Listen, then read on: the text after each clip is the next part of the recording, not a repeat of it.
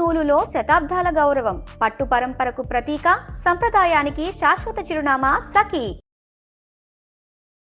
Suman TV ప్రేక్షకులకు నమస్కారం. ప్రస్తుతం మనతో పాటు ఉన్నారు సంకల్ప మందిర్ నిర్వాహకులు, ప్రముఖ జ్యోతిష్యులు బ్రహ్మశ్రీ నందిబట్ల శ్రీహరి శర్మ గురువు గారు.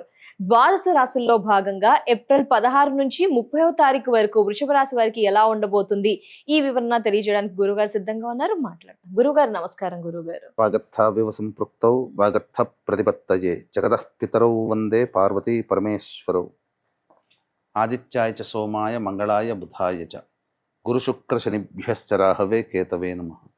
శృంగేరి జగద్గురు పీఠాధిపతులకి, కంచి పీఠాధిపతులకి నమస్కారములు తెలియజేసుకుంటూ కార్యక్రమాన్ని ప్రారంభిద్దాం. గురువుగారు, మరి వృషభ రాశి వారికి ఎలా ఉండబోతుంది ఆ వివరణ తెలియజేస్తారా గురుగారు? తప్పకుండానమ్మా.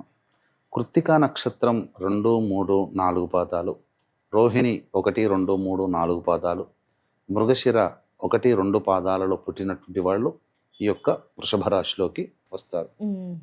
గమనించుకున్నట్లయితే మిథున రాశిలో గురు సంచారము, సింహరాశిలో కేతువు, కుంభరాశిలో రాహువు, మీనరాశిలో శని, బుధ, కుజ, అలాగే మేషరాశిలో రవి సంచారము. 19వ తారీఖు వరకు శుక్రుడు మేషరాశిలో, 20వ తారీఖు నుంచి నెలాఖరు వరకు కూడా శుక్రుడు వృషభ రాశిలో సంచారం చేస్తున్నాడు. ముఖ్యంగా రాశ్యాధిపతి అయినటువంటి శుక్రుడు చాలా బలంగా ఉన్నటువంటి కారణం చేత దంపతుల మధ్య ప్రేమ అభిమానాలు చిగురుస్తాయి. ఎవరితో కలిసి మాట్లాడినా వాళ్ళందరూ కూడా ఆప్యాయంగా వాళ్ళ యొక్క స్నేహ హస్తాన్ని ఇస్తారు. ఇక ఎడబాటుతో ఉన్నటువంటి ప్రేమికులు కానీ దంపతులు కానీ మళ్ళీ కలుసుకునే అవకాశాలు ఎక్కువగా ఉంటాయి. పొరపచ్చాలు వచ్చినటువంటి వ్యాపార భాగస్వాముల మధ్య ఉన్నటువంటి అన్నీ కూడా తొలగిపోయి మళ్ళీ కలిసి మళ్ళీ వ్యాపారం చేసుకునే అవకాశాలు ఉంటాయి. మిస్అండర్స్టాండింగ్స్ ఉండవు. ముఖ్యంగా స్త్రీల యొక్క సహాయ సహకారాలు ఉంటాయి. అన్నిటికంటే ముఖ్యంగా వైభవోపేతమైన జీవితాన్ని గడపాలి అంటే విలువైన ఆభరణాలు, వస్తువులు, దుస్తులు అందంగా ఆకర్షణీయంగా కనబడడానికి ఇలాంటివి ఎక్కువగా కొనుగోలు చేస్తారు. కాస్ట్లీ ఐటమ్స్ అని అంటారు కదా, అది. ఇక గురువు కూడా బలంగా ఉన్నటువంటి ఈ కారణం చేత ధనపరమైనటువంటి సమస్యలన్నీ కూడా తొలగించుకోకుంటారు. ముఖ్యంగా విద్యార్థులకి గురువు బలంగా ఉన్నటువంటి కారణం చేత అన్ని పరీక్షల్లో ప్రథమ శ్రేణిలో ఉత్తీర్ణత. అలాగే వివాహం కావాల్సిన అబ్బాయిలకి అమ్మాయిలకి చక్కగా వివాహ సంబంధాలు కుదురుతాయి. సంతానం కోసం ఎదురు చూసే వ్యక్తులకి చక్కటి శుభవార్త వింటారు. ఈ మిథున రాశిలో గురు సంచారము అన్ని విధాలుగా ఈ వృషభ రాశి వారికి అనుకూలంగా ఉండబోతుంది. ధనాదాయం పెరిగే మార్గాలు ఎక్కువగా వస్తాయి. అయితే నిరుద్యోగస్తులకి మాత్రం రవి సంచార ప్రభావం అంతగా అనుకూలంగా లేదు. ఏం జరుగుతుంది? ఉద్యోగ భద్రత లేకుండా ఉంటుంది. ఏదో జరుగుతుంది అనే ఒక భయాందోళనతో ఉంటుంటారు. అలాగే వృత్తి వ్యాపారాల్లో ఉన్నటువంటి వాళ్ళు రాజదండన అంటే గవర్నమెంట్ వల్ల గవర్నమెంట్కి ట్యాక్సులు కట్టడమో లేదా మనం అతిక్రమించి చలాన్లు కట్టడమో ఏదో విధంగా గవర్నమెంట్ యొక్క శిస్తు చెల్లించాల్సిన పరిస్థితి వస్తుంది. ఉద్యోగస్తులు మాత్రం జాగ్రత్తగా ఉండాలి. నిరుద్యోగస్తులు బాగా కష్టపడితే తప్ప ఫలితాలు రావు. అయితే ఇక్కడ ప్రధానంగా గమనించుకున్నట్లయితే శని, బుధ, కుజ సంచార ప్రభావం అనుకూలంగా ఉండబోతుంది. సంతానం మూలకంగా ఆనందకరమైనటువంటి వార్తలు వింటారు. స్టాక్స్ మార్కెట్లలో ఇన్వెస్ట్మెంట్ చేసే వాళ్ళకి అన్ని విధాలుగా లాభాల బాటలో ఉంటారు. ముఖ్యంగా రాని బాకీలు వసూలు అవుతాయి. మన బుద్ధి ఆలోచన చేసిన పనులు ఏవైతే ఆలోచించి చేసే ప్రతి పని కూడా లాభదాయకంగా ఉంటుంది. దశమ రాహువు ఇది ప్రధానంగా మనకు కీర్తి ప్రతిష్టలు తెచ్చిపెట్టే అవకాశాలు ఎక్కువగా ఉంటాయి. అయితే అగ్రెసివ్గా వెళుతుంటుంటారు. ఈ యొక్క వృషభ రాశి వాళ్ళు ఈ 15 రోజుల పాటు అగ్రెసివ్ మెంటాలిటీతో ఉంటుంటారు. ఇది ప్రధానంగా. తర్వాత వాహనాన్ని నడిపేటప్పుడు కేతుగ్రహ సంచార ప్రభావంలో జాగ్రత్తలు పాటించాలి. అనుకోని విపత్తులు, వాహన నష్టం అంటే చిన్న గీత పడ్డ కారుకి డెంట్ కరెక్టే కదమ్మా, నష్టమే కదా, ఇలా వాహన నష్టాలు అంతే.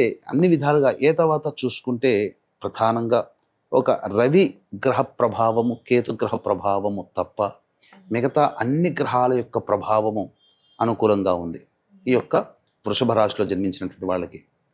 కాబట్టి చక్కగా మిశ్రమం కంటే కూడా ఉత్తమ శుభ ఫలితాలు పొందుతారు. అయితే ఏది ఏమైనా ఈ భద్రత, ఉద్యోగస్తులకి ప్రధానంగా భద్రత లేదు. అలాగే కేతుగ్రహ ప్రభావం కూడా అనుకూలంగా లేదు. రాహు అగ్రెసివ్గా ఇస్తాడు. ఈ కారణం చేత కొన్ని అనుకోని విపత్తులు ఎదురయ్యే అవకాశం ఉంటుంది. కాబట్టి దైవానుగ్రహం తప్పనిసరి. ఇప్పుడు రాబోవు అక్షయ తృతీయ ఏప్రిల్ 20వ తారీఖు రోజున వస్తుంది. ఆ రోజున చేసినటువంటి దానం, పూజ, సమర్పించిన పత్రము, పుష్పము, చేసిన యజ్ఞము, హోమము అన్నీ కూడా కోటి రెట్ల ఫలితాలని అందజేసేటువంటి తిథి. దీన్ని దృష్టిలో పెట్టుకునే దైవానుగ్రహాన్ని మన సుమన్ టీవీ ప్రేక్షకులకి అందరికీ అందించాలనే సదుద్దేశంతో మన పీఠమాధ్వర్యంలో సాయంకాలం 6 గంటలకి ఏప్రిల్ 20వ తారీఖు రోజున ఈ యొక్క సర్వదోష నివారణ పూజలు, హోమాలలో భాగంగా నవగ్రహ పాశుపత హోమము, మృత్యుంజయ హోమము, రుద్ర హోమము, సుదర్శన హోమము, లక్ష్మీ మూలమంత్ర సంపుటిత లక్ష్మీ సూక్త హోమాలు జరిపించి శక్తిపాతము చేసినటువంటి కరుంగలి మాల ఉచితంగా ఇవ్వడం జరుగుతుంది. కాబట్టి 20వ తారీఖు మధ్యాహ్నం 3 గంటల లోపల ఈ యొక్క కార్యక్రమంలో ఎవరైనా కానీ గోత్రనామాదులు నమోదు చేసుకోవచ్చు. అలాగే మే 1వ తారీఖు స్వాతి నక్షత్రము, పౌర్ణమి తిథితో కూడుకున్నటువంటిది. ఆ రోజున కూడా ఇలాంటి సర్వదోష నివారణ పూజల హోమాలే జరిపించడం జరుగుతాయని చెప్పవచ్చు. గురుగారు, మరి ఏ విధంగా ఆదాయ వ్యయ ఖర్చులు ఉండబోతుంది, మానసిక పరిస్థితి ఎలా ఉండబోతుంది, ముఖ్యంగా ఏం పరిహారాలు పాటించాలి ఈ వృషభ రాశి వారు? వృషభ రాశిలో జన్మించినటువంటి వాళ్ళకి 16, 17 తేదీలలో అన్ని విధాలుగా లాభదాయకంగా ఉంటుంది. ముఖ్యంగా జీవిత వ్యాపార భాగస్వాముల వల్ల గొప్ప ఫలితాలు పొందుతారు. అలాగే ఆలోచించి చేసినటువంటి ప్రతి పని లాభాల బాటలో ఉంటుంది. ఏ పని తలపెట్టినా ఆ పనులలో విజయము, అనుకోని విధంగా సంతోషాన్ని పొందే అవకాశాలు ఎక్కువగా ఉంటాయి. ఆదాయానికి మించిన ఖర్చులు ఉన్నప్పటికీ కూడా ఆ ఖర్చుల్ని వెళ్ళదీసుకోగలిగే శక్తి సామర్థ్యాలు వీళ్ళు పొందుతారు. ఇక 18, 19 తేదీల్లో మాత్రం ఉద్యోగస్తులు, ఇంతకుముందు చెప్పాను కదా, ఆ 2 రోజుల్లో ఉద్యోగస్తులు కాస్త జాగ్రత్తలు పాటించాలి. 18, 19 తప్పదమ్మా. మానసికమైన ప్రశాంతత ఉండదు. ఒక జిగ్జాగ్ లాగా ఉంటుంది. నిద్ర పట్టదు. ప్రతి పనులలో పని మొదలవుతుంది, ఆగిపోతుంది, ఎందుకో తెలియదు. అలాంటి స్థితిగతులు. ఇక 20, 21 తేదీల్లో అయితే అన్ని విధాలుగా సహాయ సహకారాలు. ఏదో ఒక స్త్రీ మాత్రం, ఎవరో ఒకరు మాత్రం బాగా సహాయ సహకారాలు అందించి సమస్య నుంచి బయటపడేస్తారు. కుటుంబ సభ్యులతో, మిత్రులతో ఆనందంగా గడుపుతారు. ధనాదాయం చాలా చక్కగా ఉంటుంది. రాని బాకీలు వసూలవుతాయి.